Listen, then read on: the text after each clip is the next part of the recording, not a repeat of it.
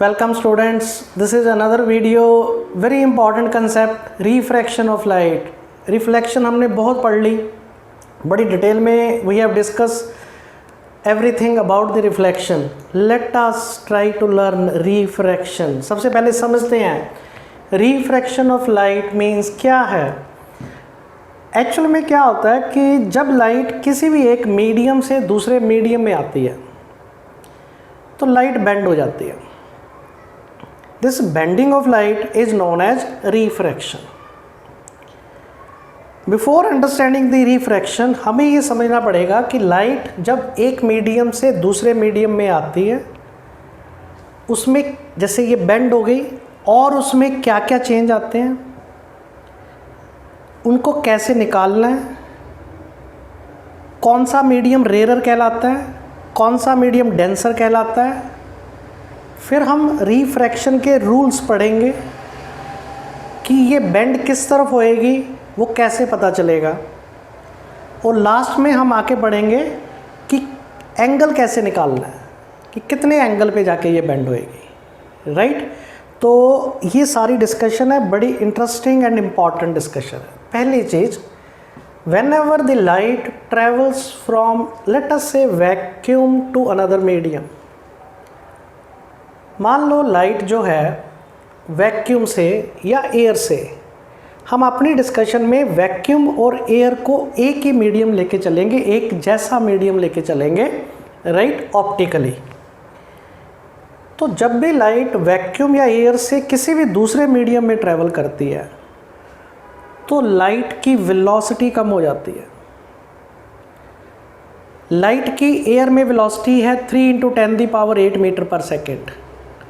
मान लो एयर से चलते चलते वो ग्लास में आ गई, वो पानी के अंदर आ गई, वो किसी ऑयल में आ गई, तो उसकी स्पीड कम हो जाएगी, उसकी वेवलेंथ कम हो जाएगी, बट उसकी फ्रीक्वेंसी पे कोई फ़र्क नहीं पड़ता. हालांकि ये फैक्टर 10th क्लास में इम्पॉर्टेंट नहीं है, बट ये इम्पॉर्टेंट है.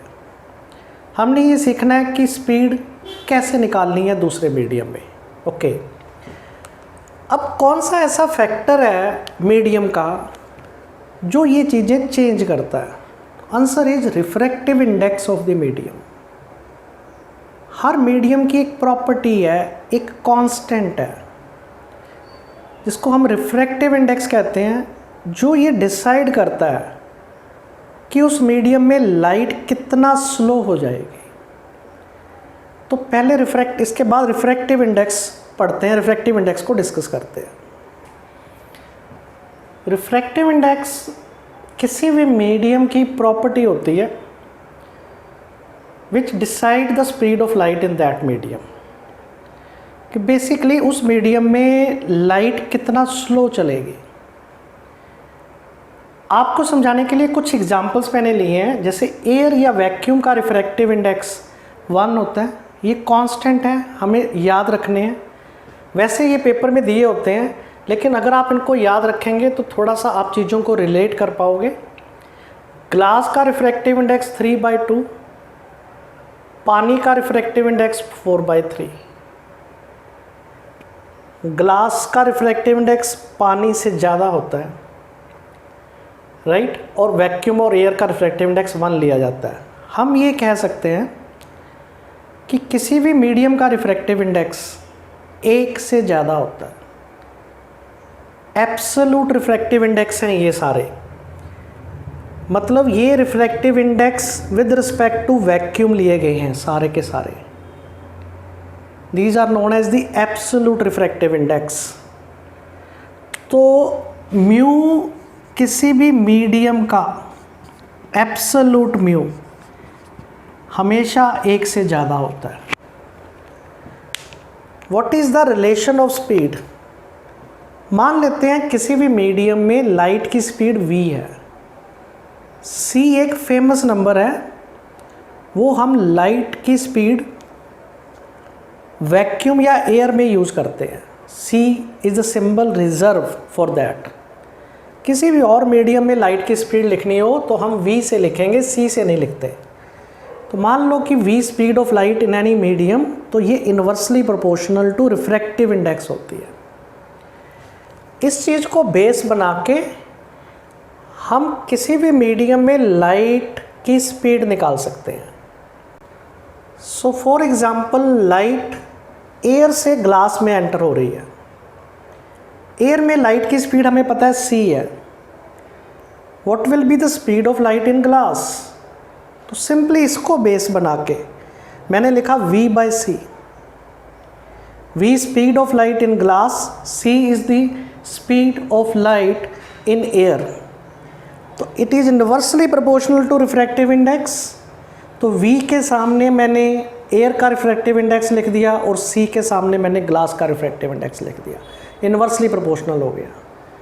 तो एयर का रिफ्रैक्टिव इंडेक्स 1 होता है।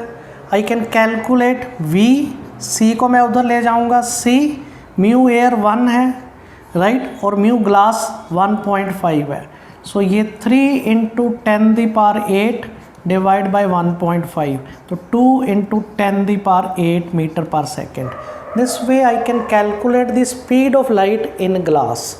ग्लास में लाइट इस स्पीड से चलेगी, 2 × 10⁸ मीटर पर second. For example, light air से पानी में एंटर हो रही है। मान लेते हैं कि लाइट जो है ये एयर है और ये वाटर है, तो हमने पानी में निकालनी है। तो v water divide by c, c is the symbol for speed in air, equal to, अपने आप सोचिए इसके सामने कौन सा रिफ्लेक्टिव इंडेक्स आएगा, mu air divide by mu water. तो v is equal to c, air का refractive index 1 divide by 4/3, so 3c/4, that is 3 × 3 10⁸ divide by 4, 9/4। In this way we can calculate the speed of light in water. तो हम इस फॉर्मूले से कहीं भी speed निकाल सकते हैं, किसी भी मीडियम में निकाल सकते हैं, करेक्ट। रिफ्रैक्टिव इंडेक्स जनरली 2 तरीके के होते हैं, क्योंकि यहाँ से क्वेश्चन निकलता है इसलिए मैं ये डिस्कस कर रहा हूँ। One is absolute refractive index, other is relative refractive index. Absolute refractive index मतलब refractive index of any medium with respect to vacuum. Generally हम जब भी रिफ्रैक्टिव इंडेक्स बोलते हैं तो वो एब्सोल्यूट ही होते हैं। जैसे मैंने आपको अभी एग्जांपल दिया, ग्लास का म्यू 3/2, तो ये विद रिस्पेक्ट टू वैक्यूम लिया गया है, हम इसको एब्सोल्यूट रिफ्रैक्टिव इंडेक्स बोलेंगे। Refractive index of water 4/3, it's absolute refractive index. मान लो हम किसी मीडियम का refractive index with respect to किसी और मीडियम ऑब्जर्व करते हैं, वो और मीडियम वैक्यूम नहीं है, एयर नहीं है, तो हम उसको रिलेटिव बोलेंगे। Relative refractive index is refractive index of one medium with respect to another medium. For example, I ask you to calculate refractive index of glass with respect to water. तो वो कौन सा रिफ्रैक्टिव इंडेक्स हो जाएगा? Relative. Refractive index of glass with respect to water. तो हमें पता है refractive index of glass is 3/2 और refractive index of water is 4/3, तो this becomes 9/8. If I ask you calculate the refractive index of water with respect to glass, तो हम इसको उल्ट करेंगे तो ये बन जाएगा 8/9. Why we are discussing this? Sometimes question में बी आस्क्ड कि क्या रिफ्रैक्टिव इंडेक्स की वैल्यू 1 से कम हो सकती है? Answer is absolute refractive index की वैल्यू कभी भी 1 से कम नहीं होएगी. It is always greater than 1. Yes, relative refractive index 1 से कम हो सकता है. जैसे आप ये एग्जांपल देखिए, वाटर का रिफ्रैक्टिव इंडेक्स ग्लास के साथ 8/9, it is less than 1. तो the whole idea was to discuss this question, इसलिए मैंने आपको ये बताया. So far we have discussed कि लाइट जब एक मीडियम से दूसरे मीडियम में आती है उसकी स्पीड चेंज हो जाती है, उसकी वेवलेंथ चेंज हो जाती है, फ्रीक्वेंसी चेंज नहीं होती. लाइट की मैक्सिमम स्पीड एयर के अंदर है या वैक्यूम के अंदर है, वो किसी भी दूसरे मीडियम में जाएगी उसकी स्पीड कम हो जाएगी. उसका कारण रिफ्रैक्टिव इंडेक्स है, मीडियम की नेचर है. कैसे निकालनी है speed? Speed is inversely proportional to refractive index. We can calculate speed. दो तरीके के रिफ्रैक्टिव इंडेक्स होते हैं, एक एब्सोल्यूट, एक रिलेटिव. एब्सोल्यूट रिफ्रैक्टिव इंडेक्स हमेशा एक से ज़्यादा होएगा, रिलेटिव रिफ्रैक्टिव इंडेक्स एक से कम भी हो सकता है. Now we will proceed to decide कि हम किस मीडियम को रेयरर और किस मीडियम को डेंसर कहते हैं. सो लेट अस डिस्कस कि डेंसर और रेयरर मीडियम कैसे डिसाइड होते हैं. हम सिर्फ डेंसर मीडियम को याद रखेंगे. Denser medium is that in which the speed of light decreases. For example, there are two mediums, air and glass. Light is traveling from air to glass. तो air को हम rarer medium मानेंगे और glass को denser, क्योंकि glass में light की speed air के मुकाबले कम हो जाएगी. Similarly, if the light travels from air to water, air rarer और water denser माना जाएगा. मान लो कि light जो है वो पानी से ग्लास में ट्रैवल कर रही है, वाटर से ग्लास में ट्रैवल कर रही है, एयर नहीं है. टू मीडियम्स जिनका कंपैरिजन हो रहा है वो वाटर है और ग्लास है. तो अब आपको पता है कि ग्लास का रिफ्रैक्टिव इंडेक्स 3/2 है और पानी का रिफ्रैक्टिव इंडेक्स 4/3 है. 3/2 मतलब 1.5 और 1.3. तो ग्लास का रिफ्रैक्टिव इंडेक्स ज़्यादा है, speed inversely proportional to refractive index है. तो जब लाइट पानी से ग्लास में आएगी तो उसकी स्पीड पानी के मुकाबले कम हो जाएगी. तो ग्लास पानी के मुकाबले डेंसर है और पानी ग्लास के मुकाबले रेयरर है.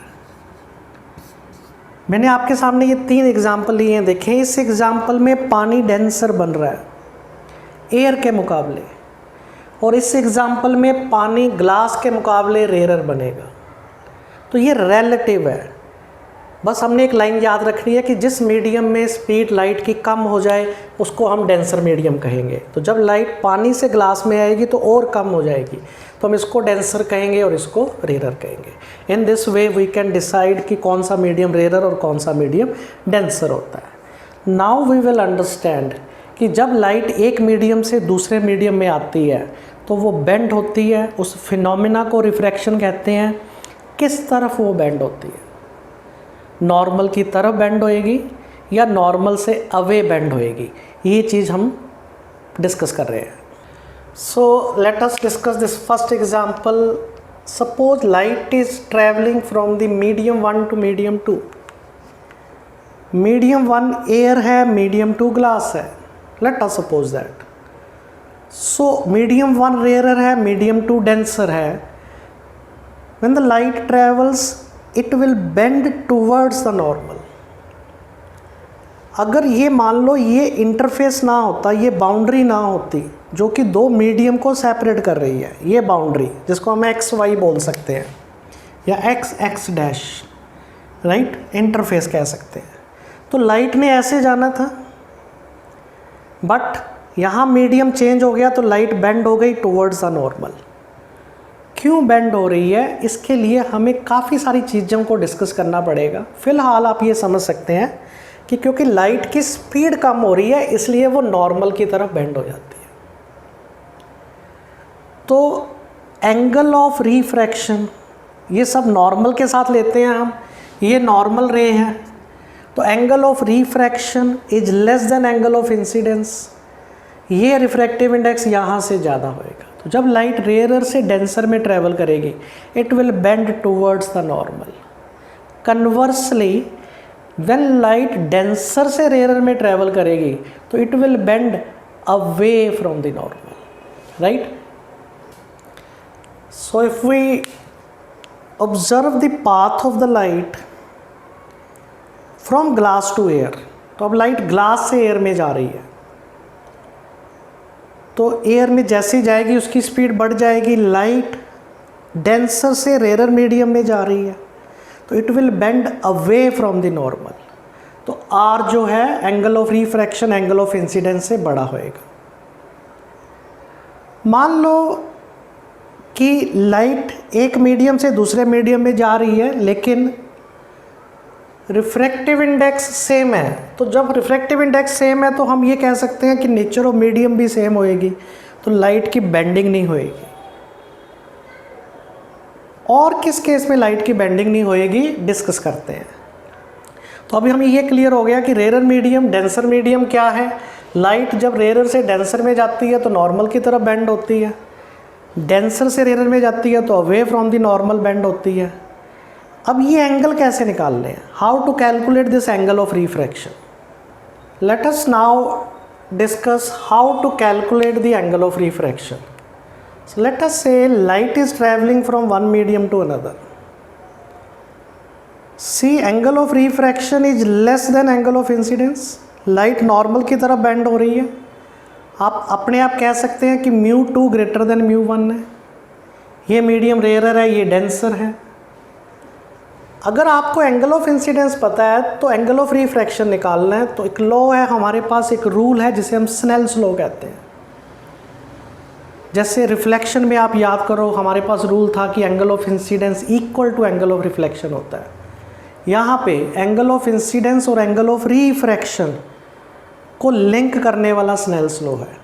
So this is ratio of sine of angle of incidence to sine of angle of refraction. किसके बराबर होती है ये? Sine of i by sine of r is equal to μ2 by μ1। बच्चे इसको ऐसे याद रखते हैं कि इस एंगल के सामने उल्टे वाला रिफ्रैक्टिव इंडेक्स आएगा। जैसे जब हम ये वाला एंगल ले रहे हैं तो इसके उल्टे वाला रिफ्रैक्टिव इंडेक्स आएगा, और जब हम ये वाला एंगल ले रहे हैं तो इसके उल्टे वाला रिफ्रैक्टिव इंडेक्स आएगा, इनवर्स रिफ्रैक्टिव इंडेक्स आएंगे। Sine i by sine r is equal to μ2 by μ1। किसी भी दो मीडियम में लाइट एक मीडियम से दूसरे मीडियम में जा रही है, राइट। एक मीडियम में एंगल ऑफ इंसिडेंस, दूसरे मीडियम में एंगल ऑफ रिफ्रैक्शन, राइट। तो आप उनको ऐसे जोड़ सकते हो। इस लॉ को ऐसे भी लिखा जाता है μ1 sine i equal to μ2 sine are.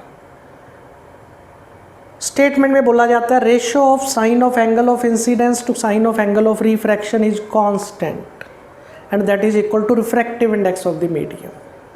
तो ये आपने एक सिंगल फॉर्मूला याद रखना है जिससे आप कैलकुलेट कर सकते हैं कि कितना रिफ्रैक्टिव इंडेक्स। अगर आपको पता है दोनों, आप एंगल ऑफ रिफ्रैक्शन निकाल सकते हैं, एंगल्स पता है आप रिफ्रैक्टिव इंडेक्स निकाल सकते हैं, right. Further when we will discuss the numericals we are going to discuss these kind of problems. अब यहाँ से एक चीज़ है, ध्यान से देखिए। मान लो कि लाइट एक मीडियम से दूसरे मीडियम में जा रही है और मीडियम के रिफ्रैक्टिव इंडेक्स भी डिफरेंट है। हम एक पर्टिकुलर केस ले रहे हैं, एक्सेप्शन ले रहे हैं। लेट अस से सेम मीडियम है μ1 μ2, I can say μ2 greater than μ1 है, और एक लाइट यहाँ से ऐसे आ रही है, ऐसे आ रही है। Can you tell me what is the angle of incidence? Yes, it is 0 degree, क्योंकि नॉर्मल भी तो यही होएगी यहाँ पे। अगर हम नॉर्मल बनाएंगे वही एंगल ऑफ इंसिडेंस 0 डिग्री हो गया। तो अब लाइट किस तरह बेंड होएगी? आंसर इज लाइट बेंड नहीं होएगी, बिल्कुल सीधी निकल जाएगी।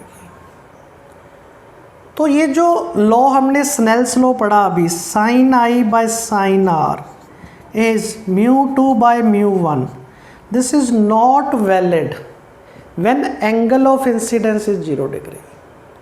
वहाँ पे हमने ये स्नेल्स लॉ नहीं लगाना, उसको छोड़ के बाकी हर जगह लगाएंगे। So this is a special case in which light does not bend. Even the medium changes. When angle of incidence is 0 degree, light ऐसे ही निकल जाएगी. Right? The whole concept is clear to you. Refraction क्यों होती है, क्या क्या चीज़ें change होती हैं, रिफ्रैक्टिव इंडेक्स के क्या रोल हैं, लाइट नॉर्मल की तरफ कब बेंड होएगी, नॉर्मल से अवे कब बेंड होएगी, और एंगल्स कैसे निकालने हैं. That was all about in this video. Rest of the things regarding the refraction will be discussing in the coming videos. Thank you very much.